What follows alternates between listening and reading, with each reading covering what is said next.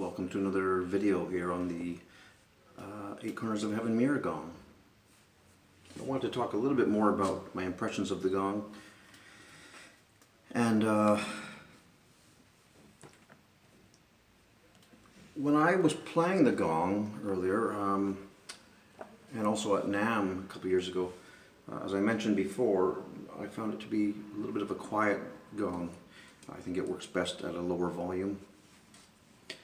So to me it's a little less, I would say, dramatic than other gongs perhaps. But it does have that a nice, very rich low bass note. And when I think about uses for this gong, the first thing that comes to mind is I have to go to Johannes Heinrich's excellent book, The Healing Power of the Gong.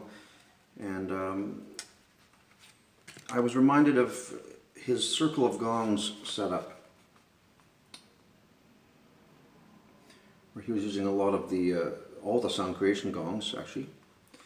But with this circle of gongs, he's got a large 38-inch gong in the entrance and a 60-inch gong at the exit of this circle of gongs. And I don't think it matters whether you have a circle of gongs or not, but I think I find the idea of an entrance to a gong space very fascinating. Because I've heard it many times, and I agree, I think the gongs kind of create a sacred space. They have kind of a sacred presence, I think.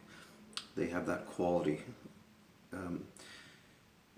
Certainly from a sound point of view, but also visually.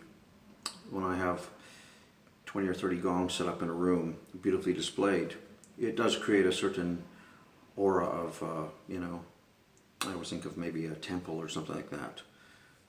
It's a really beautiful feeling that the gongs can provide, even just on a visual note. So, with my big plans for having more gongs and creating a nice, if you want, a circle of gongs, or just a room full of gongs that are in a nice order for having guests to come and explore gongs. I do like the idea of having kind of a gong at the entrance, kind of a gong that sets the intention.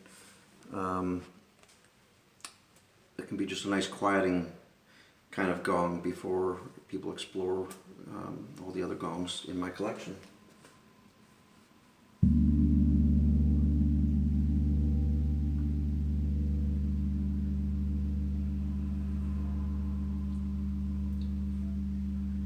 And here in this video I've got the gong closer to head level. I think gongs being played at head levels is very important to feel the full effects of the gong.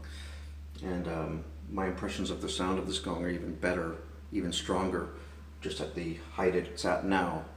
So again, in my ideal place, I would have it even a little bit higher to really give me that, so I can really feel that, the warmth of it, the power of the vibration.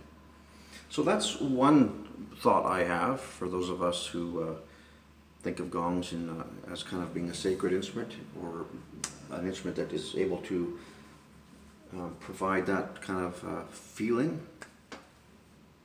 And the other thing about this gong being a mirror gong is when I do concerts and workshops,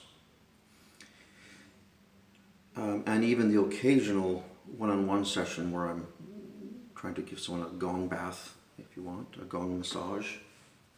I play the gong in a certain way I'm always trying to play in a therapeutic way for my listeners, trying to make sure that they are, I want people to walk away with a soothing, peaceful vibe as a result of my playing and how I play the gong. An interesting idea with this gong, being that it's a mirror gong, it really invites me to try to actually play it for myself, being that I'm in the image in the mirror, that And it's an interesting concept to somehow try and give that kind of, I call it self-care really, where I'm trying to play the gong with compassion towards myself, instead of always playing it for my audience. So the gong to me is very deep. There's a lot of ways of looking at this particular gong. And as I said before, it doesn't to me have necessarily all the drama and flair of other gongs, which may be a little more wild sounding. But this is of course an absolutely stunningly beautiful gong, as you can see, and it I think really has its own special usage as well. And of course these are all just my own uses of this gong. You can find your own uses, but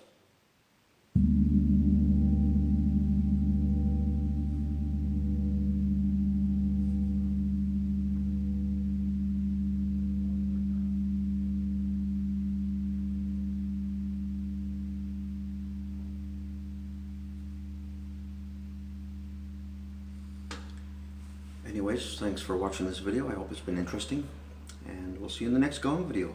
Thank you.